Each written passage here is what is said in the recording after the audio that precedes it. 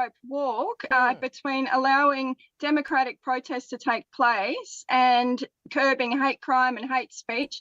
It's attempted to curb the hate speech, but I think there needs to be more discussion at the institutional level and the systemic level to inform people what anti-Hindu hatred is. And, you know, it really does need to be curbed. We don't allow this to be said about any other culture or any other group in Australia, but these people are saying this in academia. They're saying it in the media. They're getting away with spreading propaganda and hate.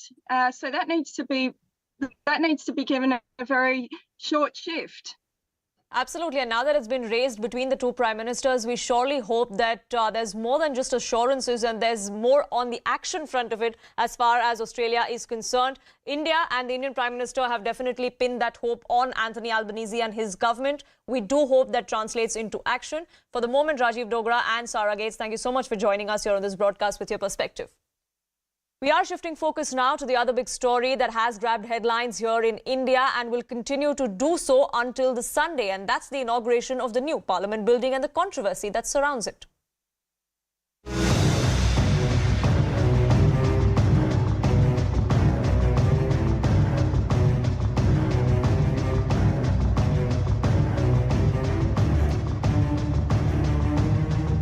उद्घाटन जो भी हो रहा है इसका सभी विपक्ष के दल मिल करके जो है बॉयकॉट करते हैं। प्रधानमंत्री जी की अपनी चॉइस है, कहाँ सुनते हैं लोगों की। और अंततः सारे विपक्ष ने यह निर्णय लिया कि एक संदेश दिया जाए कि विपक्ष के कई अधिकांश दलों ने, बल्कि कई अधिकांश दलों ने इस बात के पक्ष में अपनी राय रखी कि संविधान सर्वोपरि होता है।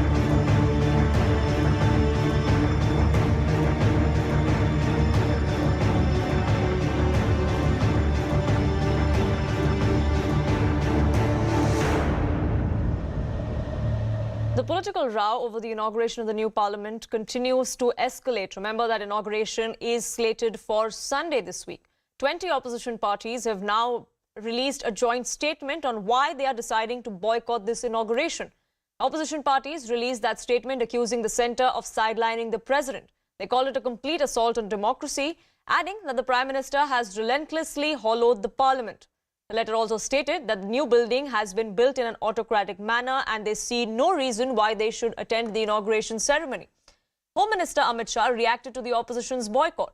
He said that the government has invited all parties, but it is up to them if they want to attend or not.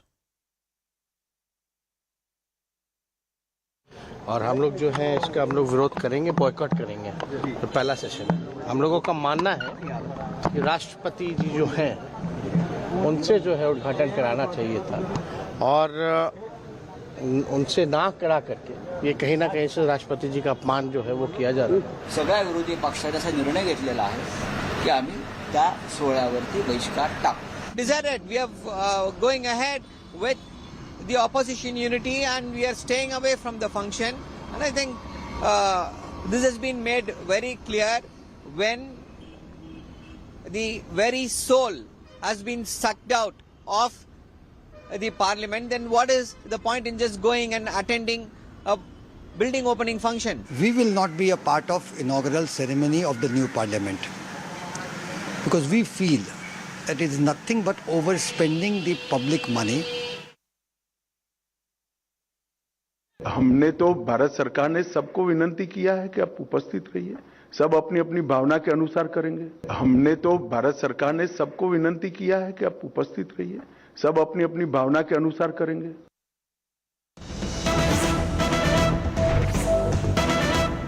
We're shifting focus now to breaking news coming in, and this is over the Gyanvapi mosque survey. The Masjid Committee has now told a Varanasi court that Aurangzeb, in fact, wasn't cruel. He didn't want to demolish the Kashi Vishwanath temple and that no shivling was found inside the Gyanvapi mosque. This is the big development that's coming to the fore as far as the hearing in this particular case goes. Remember, it's several courts from the district court to the Varanasi High Court, to the Allahabad High Court have all heard petitions in this particular case as far as the survey goes, as far as whether or not this particular structure that was found in the premises is a shivling or a fountain as claimed by the masjid side. In that, now we're given to understand that in the Varanasi court, the Masjid Committee has come out and said that the intention wasn't to demolish the temple at all. Aurangzeb wasn't cruel. In fact, there was no shivling that was found in this particular Gyanvapi mosque, is what the Masjid Committee has now said. This comes at a time when the Masjid Committee has filed a petition opposing the Hindu worshippers' plea for an ASI survey of the mosque premises. Remember, it all started with a petition that sought offer of prayers at the Mar Shringar and it continued over that. There was a survey that was conducted. The structure that you see on your screens resembles a shivling, is what the Hindu side has been claiming, a claim that has been rebutted on multiple occasions in different courts of the country by the Masjid Committee. This time around as well, while they were opposing that ASI survey move, Muslim side, the Masjid Committee has now come out and in fact told the court that there was no shivling that was found in the Gyanvapi mosque and that Aurangzeb in fact didn't demolish the Kashi Vishwanath temple at all. Vishnu Shankar Jain now joining us on this broadcast. Thank you so much for speaking with us, Vishnu Jain, on this big development that is coming to the fore from court. Now, we've had several arguments that were made by the Masjid Committee for opposing this ASI survey, but now they've gone on to say that the Adi Vishweshwar temple in Varanasi was never demolished to begin with. Yeah, I think the reply filed by the Anjuman Intizamiya is against the historical records of the case. And I don't know, it's very contradictory because initially they said that the Aurangzeb built this mosque and now they say that Aurangzeb has not demolished any temple. The Majlis-e-Alamgiri, which we have announced with our petition, specifically speaks contrary to that, where the Farman of the Aurangzeb is clearly saying that kindly demolish Kashi Vishweshwar temple, and the orders were complied and it was informed to the Badshah on September 1669 that the temple has been demolished. So I think this is just affidavit which is against the historical record. The historical record speaks against it. There are so many books and authors who have directly noted the date when Aurangzeb demolished the Vishwanath temple at Banaras. So I think just to develop their case or just to file an affidavit, they have said this, but this affidavit is against the historical record. What would your next course of action would be, sir? See, we have filed an application seeking an ASI survey, and precisely I'm so grateful that you have asked me that question. The ASI survey will go into this question that whether any mosque was constructed on a barren land or whether any pre-existing temple was demolished. Now they have filed this affidavit. It means that it raises a disputed question of fact, which can only be ascertained by an expert like an ASI, which has an evidentiary value under Section 45 of the Indian Evidence Act. Therefore, according to me, ASI is must in this case, and ASI must be appointed for the entire premises so that the truth can come out. Right, but Mr. Jain, just a few days ago, even the Supreme Court had stayed the Allahabad High Court order which allowed the scientific survey of the said structure, the structure that the Muslim side claims is nothing but a fountain. Yeah, see, it is very shocking. The Supreme Court has not actually stayed the survey. Supreme Court has deferred the survey on the ground and on the footing that it requires a much deeper scrutiny. So we have full faith in the Supreme Court, but ultimately kindly appreciate the point. When we have asked for scientific survey of the shivling, it is the Muslims and the Anjuman Intizamiya who are opposing it. If they are saying that it's a fountain, then let it be examined. If they are saying that Aurangzeb has not constructed this, has not demolished any temple and has constructed this mosque on a barren land, then let it be examined by an ASI. What is the problem in ASI survey? But the fact is that they say something else on the affidavit, and when it comes to their actual conduct, they are approbating and reprobating at the same time, which is against the basic principles of the CCC. So I think definitely the court will take cognizance of all these aspects. We are completely having an eye on all their actions, and we are filing all the affidavits and counter affidavits in the court, and court will examine it and will come to a conclusion. Sure, Mr. Jain, thank you so much for speaking with us here on CNN News 18. Vishnu Shankar Jain, counsel for the petitioners, the Hindu side, was just telling us how they are going to be taking this up with the court because the ASI survey will have to go on.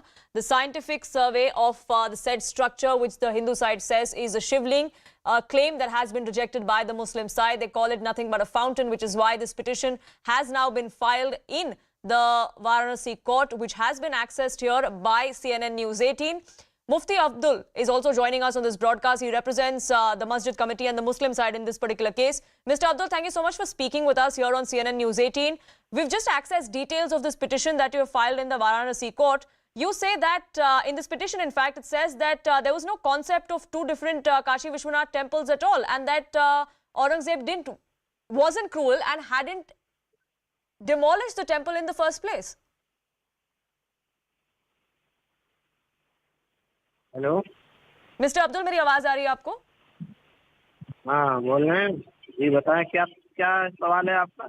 मुफ्ती अब्दुल जी, आपने जो petition file की है Varanasi court में, उसमें आपने ये कहा है कि ये जो स्ट्रक्चर दिखाई पड़ा था जिसको शिवलिंग कहा जा रहा है हिंदू साइड से, वो आप कह रहे हैं कि ये बस फव्वारा है, ऐसा कोई शिवलिंग पाया नहीं गया था। इस पिटिशन में ऐसा भी लिखा गया है कि औरंगजेब का कोई इंटेंशन नहीं था, ना उन्होंने कोई मंदिर तोड़ा। जी बिल्कुल सही है, औरंगजेब ऐसे नहीं थे। जो कुछ उनके बारे में कहा जा रहा है ये सब गलत और झूठ है, और उनके ऊपर तोहमत लगाई जाती है कि उन्होंने ऐसे किया। वो क्रूर नहीं थे, वो सबका आदर करते थे और तमाम धर्म वालों का, वो मजहब वालों का आदर सम्मान करते थे। ऐसा कुछ नहीं है। और ये मैं जो कह रहा हूँ मैं ही नहीं कह रहा हूँ, बहुत सारे ऐसे नॉन मुस्लिम्स हैं जो उन्होंने अपनी अपनी किताबों में ये लिखा है कि ये जो कुछ भी उनके बारे में कहा जाता है वो गलत है। वो जहाँ मस्जिदों को बनवाते थे, बहुत सारी मंदिरें भी बनवाई हैं और मंदिरों के लिए जमीनें भी अलॉट की है, और उसका सारा सबूत मौजूद है यहाँ पे। कोई ऐसा नहीं है। इसमें जो दावा किया जाता है उनकी क्रूरता के बारे में, ये सब गलत बेबुनियाद है, इसकी कोई हकीकत नहीं है। जी मुफ्ती अब्दुल जी, धन्यवाद हमसे बात करने के लिए। The Muslim side they're going on to stress on the kind of arguments that they've made in their petition. The Hindu side, of course, going on to deny all of those. That battle will continue in the courts. We'll keep a track of that and much more here on Nation at 5. But for now, a quick break.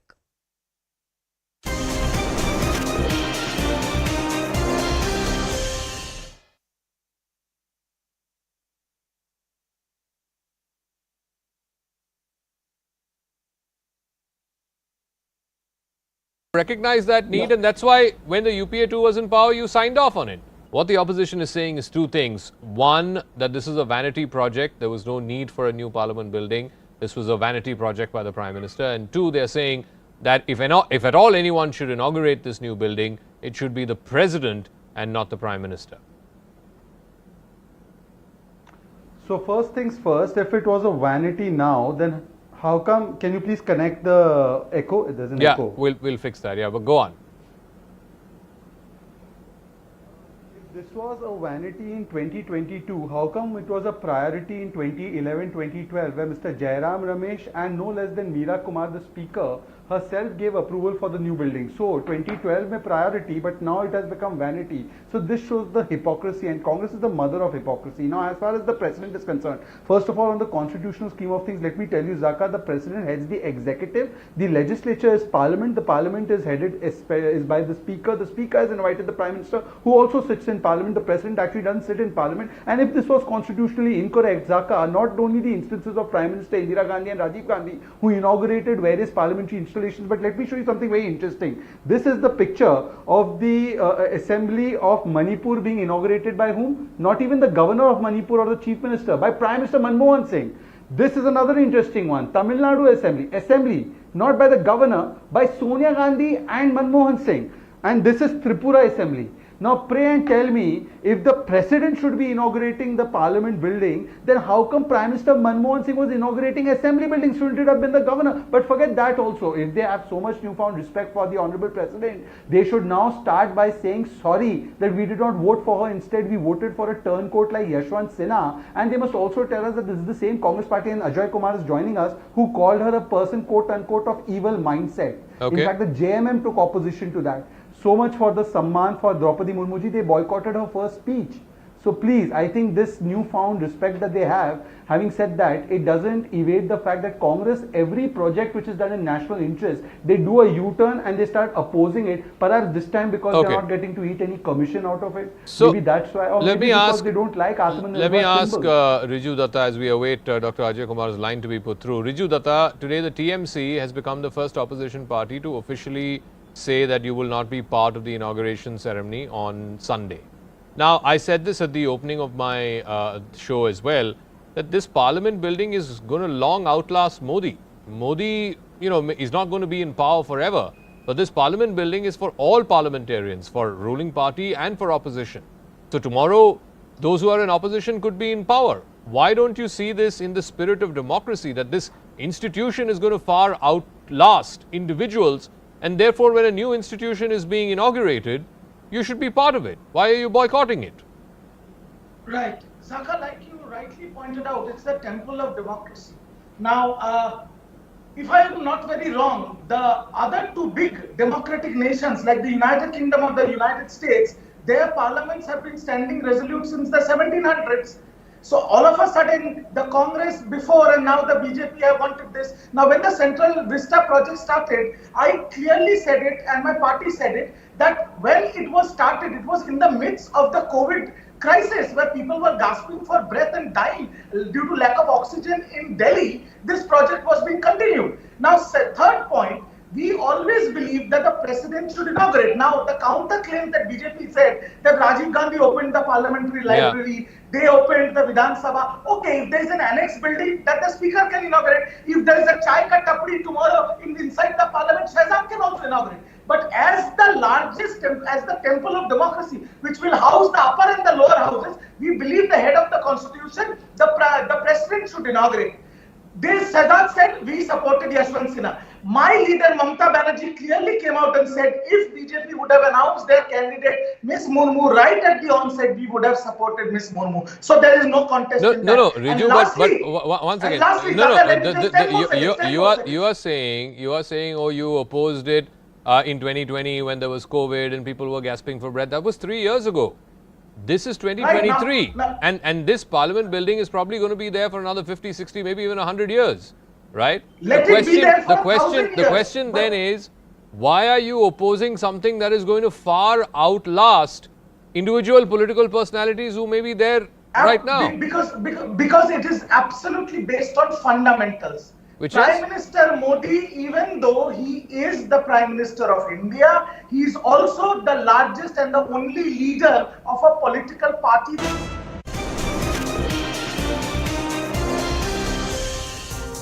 Welcome back. The Siddaramaiah government in Karnataka has sparked a fresh controversy, and there are two reasons for that. Chief Minister Siddaramaiah and his deputy D.K. Shivkumar, in their first meeting with senior police officers yesterday, directed them to take strict action against hooligans who disturb harmony in society and declared that no moral policing and saffronization will be allowed. In fact, they also went on to say that in certain units of the police force had been saffronized, which is why there were these instances of moral policing that were even being allowed. Today, the Karnataka government came out and said that it's mulling to revoke the controversial hijab ban that was put in place by the previous Bommai government. The latest remark has now sparked a fresh flashpoint between the Congress and the BJP, because as far as the hijab issue goes, that went to the Supreme Court of this country as well, and it was the judiciary that decided that in education there should be no religion that needs to come in. It should be education above the right to wear a hijab by these students, which is why the government, when it decided in Karnataka, the previous government in fact, which decided that there will be no hijab in the state educational institutions, the Supreme Court went ahead and said yes to that particular decision. But now the Congress government, the newly inducted one, seems to be wanting to overturn that. Any bills that are regressive to the progress of Karnataka, any bill that hampers the economic prosperity of Karnataka will be withdrawn. This is a reverse gear, there will be reverse gear government if it comes, and that's exactly they are proving our allegations. It is a retrograde steps these people are taking. This will not do anything good for the progress of the state, nor for good governance. Adella moral policing illa inno. No moral policing. We will put an end to this. Congress in the Nayakara Brahme ashte. ತಮ್ಮ ಒಂದು ಅಜೆಂಡಾವನ್ನು ಮುಂದುವರಿಸಲು ಈ ತರ ಪೊಲೀಸರ ಮೇಲೆ ಅನಾವಶ್ಯಕವಾಗಿ ಸಂಶಯ ಮುಳ್ಳು ಬರೋ ರೀತಿಯಲ್ಲಿ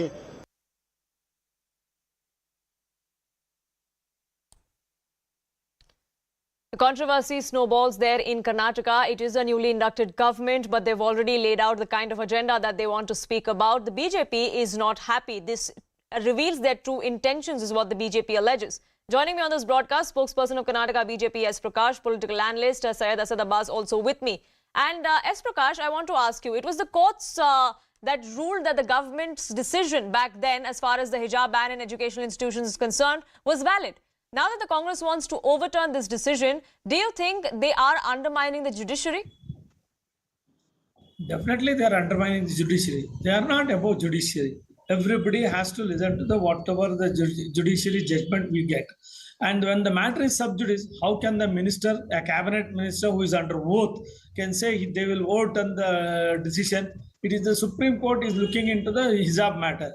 Whether it allows or it does not allow, it depends upon them. But until then, I don't think the Congress government here, they cannot reverse the decision, and it's only rhetoric, and they are trying to please their vote bank, which stood with them in the recently concluded election. Mr. Priyanka Kharge and Mr. D.K. Shivkumar are in a hurry to put forth their agenda. In fact, D.K. Shivkumar went into the extent of threatening the senior most police officers in the meeting yesterday, and his aversion towards the saffron color was also blatantly exhibited, and very unfortunate. Instead of focusing on governance, they are now more interested in inciting and creating controversies of needless controversies.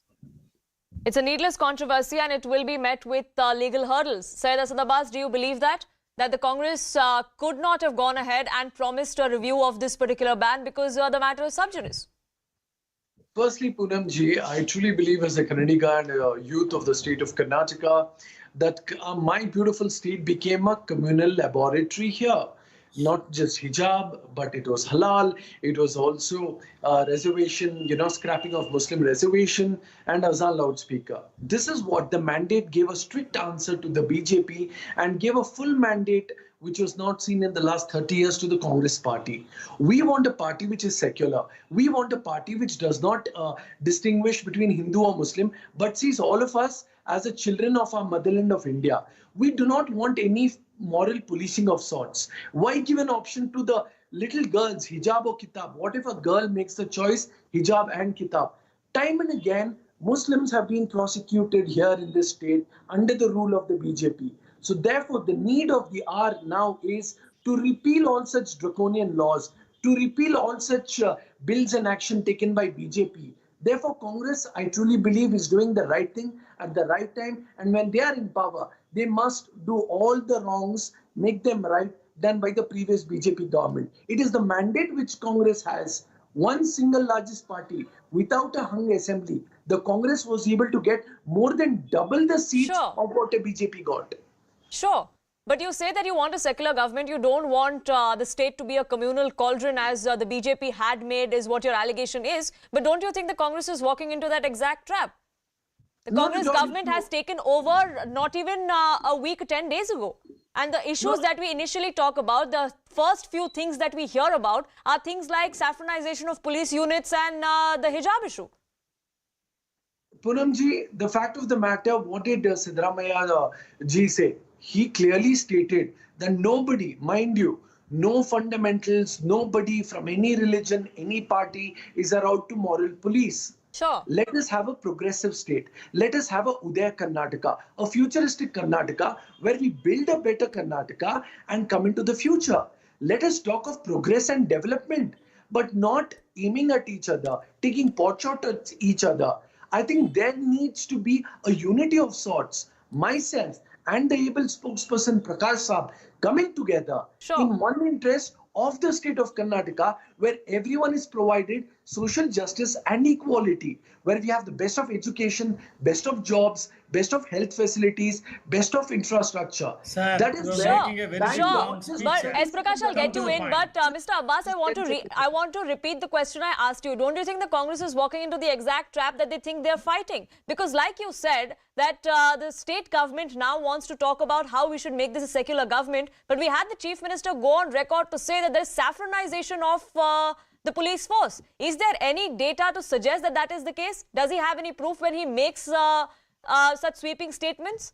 And if you're talking about saffronization, then is that not the exact communal agenda that you accuse the BJP of doing? Isn't the Congress doing exactly that? Poonamji, being very frank and outspoken on your show, let me make a very clear point here and categorically state that whenever there is any party, be it a Congress, be it a BJP or be it a JDS, they will have people of their own ideology. They will have people who will listen to them. Not just that, but plum posts held by bureaucrats are transferred accordingly. Not just that, but also in police force. So like when BJP was in power and governance, they will have their people who will say yes to their orders. And likewise, it belongs to every single political party. And largely over the federal structure and system of our country, we have seen this happening. I truly believe that, be it Islamization or saffronization, I truly believe that such statements are uncalled for. What we need to do is something which is built on the ethos of the beautiful land of Karnataka from Lord Basanna and Kuempu, where we bring out the facets of Karnataka, of unity and brotherhood. In fact, B.S. Yediyurappa ji blasted his own MLAs like C.T. Ravi and told them, don't do this Hindu-Muslim unity. Let us talk of progress and development. That is where the Karnataka state will rise and rise above politics and cut across party lines. That is the way. So S. Prakash, Karnataka needs a secular government, which it didn't have for the last 5 years, and the Congress is now going to give the state exactly that. And that is why they've got the mandate. As per Mr. Abbas, the secularism means overturning all the decisions of the BJP government. Allow hijab, let the halal, and review the textbook, and accuse Hindus of saffronization, make them victims of minority appeasement. So if these things are committed by this present government, Abbas will be very happy, and he believes that is the secularism the state has to practice. That is his opinion, he is free to have it. But this government is not elected, but people did not give mandate for Congress party for removing all these things. Their priority should be providing the 5 guarantee they had promised in the election manifesto. They won only on that 5 guarantee basis. It is not on the basis of reviewing or reversing the hijab decision or any other decision which is regressive. So kindly, the state was very peaceful. There was disturbance due to the, in Bangalore, it was not done by the Hindus. The riot was caused by the minority community. The firing was there. There was riot in Bangalore. They attacked the police station in Kadugondanalli. There was a firing. 4 to 5 people died. It is not the Hindus did all these activities. It is only the minorities who were indulged in it. So let us not, when he says, when he accuses us, the majority community, I am forced to take the minority name. Let us not. S. Prakash, let's not make sweeping statements here. Like I said, the Chief Minister shouldn't have said what he said as far as the saffronization of police unions is concerned without any data. Let's not make any sweeping statements that are not backed by facts. As far as the communal issue is concerned, as far as the polarizing of the state is concerned, we see that happen in perhaps every single state come election season. Unfortunately, that is the reality we live in, Asad Abbas, isn't it? Poonamji, you're absolutely right. Let me completely agree with you on that front. Whenever there are elections, people and politicians of all parties make such switching statements which is uncalled for. Also, as a matter of fact, it is wrong to blame riots or violence on any particular community. I don't know, I have always believed na Hindu bura hai, na Musalman bura hai, jo karta burai wo insan bura hai. So it is wrong to negate a particular community on this. People who do wrong or riots must be put behind bars and dealt with iron hands. Now coming to this part, like I said earlier, there is no need to cause any form of statements, sweeping statements like saffronization or Islamization. That is not required. S. Prakash ji made a very valid point there. Yes, Congress has come into power for the 5 guarantee and schemes that they gave on. Me, as a citizen of India, as a Kannadiga, state of Karnataka youth, I will question the Congress party. The same reason why they came into power and they have sanctioned it. What did they sanction? 3,000 rupees for an unemployed youth, 1,500 for a diploma holder, 2,000 for the woman head of the family. Sir, we all know Please about all bypass those guarantees, sir. But they also came out with the fine print, Asad Abbas. Can that be denied? Campaigning for them. They gave Asad Abbas, they gave those 5 guarantees. S. Prakash, I'll come to you. But Asad Abbas, I'm just interrupting you because we spoke to Priyank Kharge just a few days after he was inducted, and he then gave us the fine print of how these 5 guarantees were going to be implemented. The fine print that was missing when the promises were made. Isn't that misleading? Absolutely. As a matter of fact, Poonamji, where I agree with you and Mr. Prakash is, it's easy to promise, but the Congress must implement, and they're doing it. And they need to come out with a complete implementation of blueprint form where they're able to execute this. We will see in the first month of the formation. Sure. Also, as a matter of fact, when last 10 seconds, Poonamji, S. Prakash Saab said they won only due to these 5 guarantees. Respected sir, you have the best election winning machinery. Why didn't you guarantee? Why didn't you promise? People voted them because they wanted the Congress. You lost the election, sir. Kindly, humbly accept your defeat. People do not vote for communal politics, sir. So S. Prakash, the Congress has had a historic mandate in the state of Karnataka. We are well aware of it. The mandate was for Congress, not for reversing all the decision of the previous government. It is for the good governance, whatever they claimed. It is for the guarantees, whatever they promised. Let them focus on it. But Mr. S. Prakash, what if the Congress thinks that reviewing these decisions is good governance? It is in the interest of the people of the state. That is what Congress believes, which is why they're taking these decisions. No, aren't they well within their rights to do so? No, they have the mandate and they can reverse it also. But with regards to the hijab issue, the matter is in Supreme Court. And in this present election, the Congress party has a tactical understanding with the SDPI, where many of the SDPI candidates supported the Congress party, which is why they were able to polarize the minorities vote in favor of them. Sure. And they are putting forth their agenda. I have no problem with it. But it is just in 2 days, their outburst towards a particular community is very unfortunate. Sure. They should have focused on the government. Unfortunately, it looks like it's your polarization versus mine. Somehow it's okay if one party does it, but if the other, then it's an issue. The political fight over this continues. We saw this in the lead up to the election season in Karnataka. Unfortunately, now that we have a new government there, that narrative continues though. The people of Karnataka really want to talk about issues that matter, especially as far as Bengaluru is concerned, and the civic apathy that we are seeing. That is something that the people and the voters of Karnataka would like to talk about. We do hope that the new government comes to the real issue very, very quickly and not beat around the bush as far as issues like the hijab and the alleged saffronization of police units is concerned. Unfortunately, I'm completely out of time, but I thank you both gentlemen for joining us here on this broadcast with your perspective. Thank you. We are shifting focus now to the big controversy that has the centre and the Aam Aadmi Party at loggerheads. And the Aam Aadmi Party is now trying to garner support from within the opposition over the new ordinance that the central government has brought in place as far as the transfer of bureaucrats in the national capital is concerned. Delhi Chief Minister and the national convener of the Aam Aadmi Party, Arvind Kejriwal, is meeting several opposition leaders to garner support against this bill. It's not just for the optics, it's also to ensure that this bill does not get passed in the Rajya Sabha, for where the opposition will have to stack the numbers against the government. The Aam Aadmi Party convener met with the former Maharashtra Chief Minister Uddhav Thackeray this afternoon. He will be meeting NCP Chief Sharad Pawar tomorrow. This comes a day after he was in Kolkata, where he met with the Chief Minister of West Bengal, Mamata Banerjee. Now, extending support to Kejriwal against the ordinance, all of these opposition leaders have come out and said that they will be opposing the ordinance in the Rajya Sabha. This tussle that the centre has had with governors in states and with the Lieutenant Governor in Delhi proves that the government is arrogant. That's what these opposition leaders have come out and said. That is the kind of stance that they are going to be taking when the bill comes up in Rajya Sabha as well.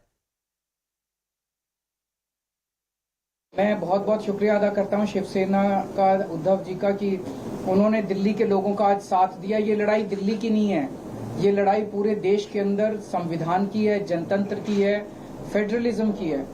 जिस तरह से सारी देश के अंदर सरकारों को परेशान किया जा रहा है, सीबीआई और ईडी का डर दिखा के सरकारें तोड़ी जा रही हैं। गवर्नर्स के जरिए आपको जान के ताज्जुब होगा, पंजाब के अंदर इस बार बजट सेशन नहीं बुलाने दिया गवर्नर ने कहा बजट सेशन नहीं होगा। आप सोच सकते हैं, बजट सेशन की अनुमति नहीं दी गवर्नर ने। इनको सुप्रीम कोर्ट जाना पड़ा, सुप्रीम कोर्ट से आदेश लेके आए कि बजट सेशन होगा, तब बजट सेशन हुआ। मैं यही कह रहा था कि पिछले कुछ दिनों में आप लगातार दूसरी बार आए हो। हम तो रिश्ता मानने वाले और रिश्ते संभालने वाले लोग हैं। ठीक है, राजनीति अपनी और अपनी जगह पर है, स्वाभाविक है। आने वाला वर्ष निवडणूक का, इलेक्शन का या चुनाव का वर्ष है। इस बार अगर ट्रेन छूट गई तो हमारे देश से प्रजातंत्र गायब हो जाएगा, और प्रजातंत्र को कायम बचाने के लिए मैं सिर्फ विपक्ष, ये शब्द जो है वो थोड़ा सा गोलमाल शब्द है। विपक्ष मतलब किसका विपक्ष, किसका विरोधी? हम तो सारे देश प्रेमी हैं, और देश से जो प्रजातंत्र हटाना चाहते हैं वो प्रजातंत्र के लिए और देश के लिए मैं मानता हूं आज से उनको विपक्ष या विरोधी बोलना चाहिए, लोकतंत्र विरोधी। Kejriwal is on a mission to unite the opposition. It looks like this ordinance against the Delhi government is the flashpoint that could bring the opposition together, that could bind them together ahead of 2024. The BJP, of course, does not believe that. We'll keep a track of the developments on that front and much more here on this edition. Back after a quick break. Don't go anywhere.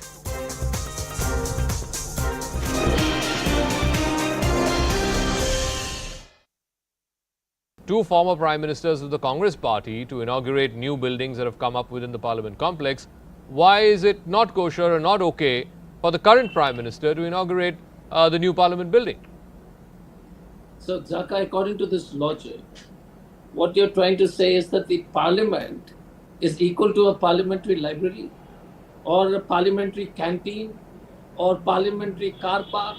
The NXC is where you have the committee meetings and where the secretariat and a lot of people have offices and the CGHS. So Hardeep Puri ji is, definitely highly educated, but I don't know if he's, he seems to be awfully bad, very badly informed. If we go on a TV and say these kind of things, tomorrow, if you are going to Zaka, there is a new car shed being opened in the Parliament. So, is that equal to inaugurating the Parliament? The first question. So, Mr. Puri is totally, has just exhibited that when you have to protect Mr. Modi, you should be ready to go to ridiculous extent and make a mockery of your own intellect. There is no comparison between an annexure or a library and the Parliament. First, and my colleague was speaking before. You had correctly said that. Look, there has been history to it. Why are we? It's not a question of whether whether it's going to outlast anybody or not outlast anybody. The fact is, this Parliament, the original Parliament, was based on Indian architecture drawn from a very well-known temple in Morena district of Madhya Pradesh. It was taken with a lot of Indian ethos taking into consideration. It's a historical building. Now, can you imagine the Westminster Abbey, the British Parliament without Westminster Abbey? Can you imagine the US Congress without the Capitol Hill? And suddenly you say that Mr. Trump wanted to suddenly, because he felt suddenly had this urge after naming a stadium after himself. He decided to also now make a Parliament building and inaugurate it. No, but Dr. Ajay Kumar, the sanction for this new Parliament building was given by the UPA when the UPA was in power. Jairam Ramesh was the minister concerned at that time. Meera Kumar was the Speaker of the House at that time. So you also recognize the need that after delimitation in 2026, the strength of the Lok Sabha will increase, the strength of the Rajya Sabha will increase. Parliament will have to seat something like 1,200 MPs. You realize that as well. You recognize that need, and that's why when the UPA 2 was in power, you signed off on it. What the opposition is saying is two things. One, that this is a vanity project. There was no need for a new Parliament building. This was a vanity project by the Prime Minister. And two, they're saying that if at all anyone should inaugurate this new building, it should be the President and not the Prime Minister. So first things first, if it was a vanity now, then how come, can you please connect the echo? There's an echo. Yeah, we'll fix that. Yeah, but go on.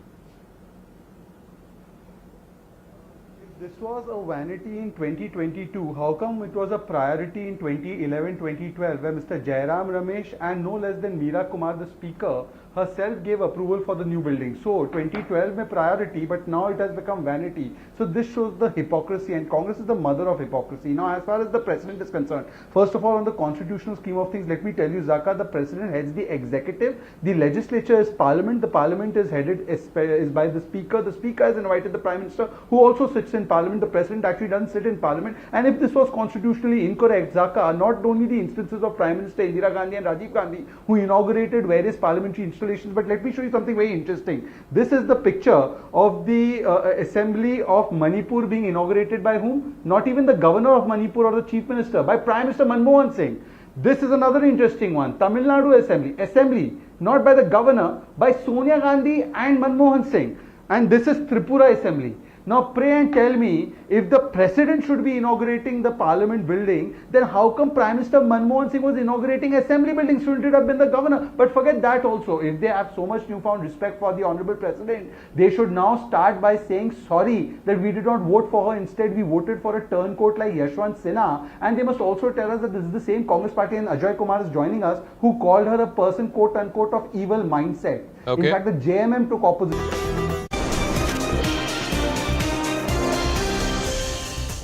Welcome back. India gets a new parliament this Sunday, and the inauguration of the new parliament will also see Prime Minister Modi install a historic golden scepter or a Sengol near the speaker's seat. Union Home Minister Amit Shah said that the Sengol has a huge significance. The country's first Prime Minister, Jawaharlal Nehru, received this scepter from Tamil Nadu. So what exactly is a Sengol, and what is the significance of this particular relic that is going to be a part of the new parliament building? It is an unbending golden staff. It goes back to the Chola kings, to the Chola dynasty. It was passed from one ruler to the next to denote transfer of power as far as the Chola dynasty was concerned. The scepter symbolizes the transfer of power, like I said, which is why Jawaharlal Nehru was given it in 1947 when the power was transferred from the British to the Indians. Power to rule with sanction of high priests is another reason why this is extremely significant. This relic, surmounted by a carving of the Nandi, is also religiously symbolic. It measures 5 feet with rich workmanship, is what we learn, which is why it deserves the place of pride that it's going to get, as said by the Union Home Minister. Listen in. ये सेंगोल जो अभी आपने screen पर देखा था, उसने हमारे इतिहास में एक अहम भूमिका निभाई है, और ये सेंगोल अंग्रेजों से भारतीयों के साथ सत्ता के हस्तांतरण का एक प्रतीक बना था। 14 अगस्त 1947 की रात को लगभग 10:45 पर पंडित जवाहरलाल जी ने विशेष रूप से तमिलनाडु से आए हुए अधिनम से सेंगोल को स्वीकार किया था। उन्होंने इसे अंग्रेजों से भारत को सत्ता प्राप्त करने के प्रतीक के रूप में पूर्ण विधि विधान के साथ स्वीकार किया था। पंडित नेहरू ने 14 अगस्त की रात को अपने निवास पर कई नेताओं की उपस्थिति में सेंगोल स्वीकार कर सत्ता के हस्तांतरण की प्रक्रिया को एक प्रकार से पूरा किया था। हमारी सरकार का मानना है कि इस पवित्र सेंगोल को किसी संग्रहालय में रखना अनुचित है। सेंगोल की स्थापना के लिए संसद के भवन से अधिक उपयुक्त और पवित्र और उचित स्थान कोई हो ही नहीं सकता। इसलिए जब संसद भवन का देश को समर्पण होगा, उसी दिन आदरणीय प्रधानमंत्री नरेंद्र मोदी जी बड़ी विनम्रता के साथ तमिलनाडु से आए हुए अधिनम से सेंगोल को स्वीकार करेंगे और अत्यंत आदरपूर्वक माननीय लोकसभा के अध्यक्ष के आसन के समीप सम्मान के साथ इसको स्थापित करेंगे। Shifting focus now to some global news. In Florida, Governor Ron DeSantis is expected to launch his presidential campaign today. He is going to do so at an event with Tesla CEO Elon Musk. Now, DeSantis has gathered quite a sizable number of donors from Miami. Meanwhile, his wife has posted a video on social media that features Ron DeSantis hinting at his campaign launch. But what exactly is in the future for Ron DeSantis and for Republicans. Here's what political experts had to say. We've accomplished more than anybody thought possible 4 years ago, but we've got so much more to do. Well, he's going to make the argument that he is as conservative as Donald Trump, but that he has no baggage, that he is somebody who's been a successful governor, been reelected with a wide margin in a very competitive electoral state, and that he has moved the conservative social agenda forward in Florida, and that he'll do the same thing nationwide. As the 46th governor of Florida, Ron DeSantis and First Lady Casey DeSantis. And that I will well and faithfully perform the duties of governor.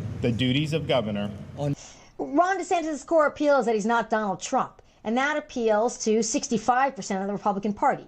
35% will vote for Trump no matter what, but the rest of the party is open and up for grabs. So Ron DeSantis assumes that's his base, but to win the general election, this is the really big question mark. He's got to not only win over Republican voters, he's got to win over people who will say, you will do better than Donald Trump. And Donald Trump likes to cite the fact that he's gotten more votes than any Republican candidate in the history of American politics as we've been keeping records. So how does he make the argument that he's going to win as many votes as Donald Trump? Effectuated. There have been close to 100,000 structures in the most hard-hit areas that have been searched. Anticipated being done this month. And so far, Ron DeSantis hasn't had enough coverage and been able to be in people's, living rooms, so to speak, on television. So we don't know if he has the charisma and the force and the camera attractiveness to really make an impression on voters. And we're about to find out. With me as governor,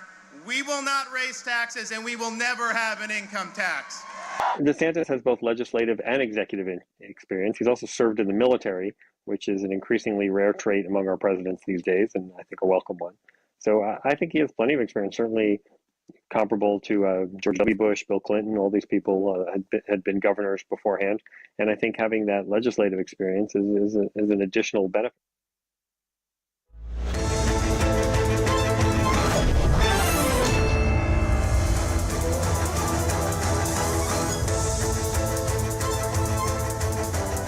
Good evening, hello and welcome. You're watching Plain Speak. I'm Anusha Soni. The need for a new parliament building that has been recognized and spoken of by various political parties, and that includes the parties from the opposition camp. Now that long pending dream of having a new parliament that befits the stature of Indian democracy is finally being fulfilled. The inauguration of the new parliament building is scheduled to happen on the 28th of May by Prime Minister Narendra Modi.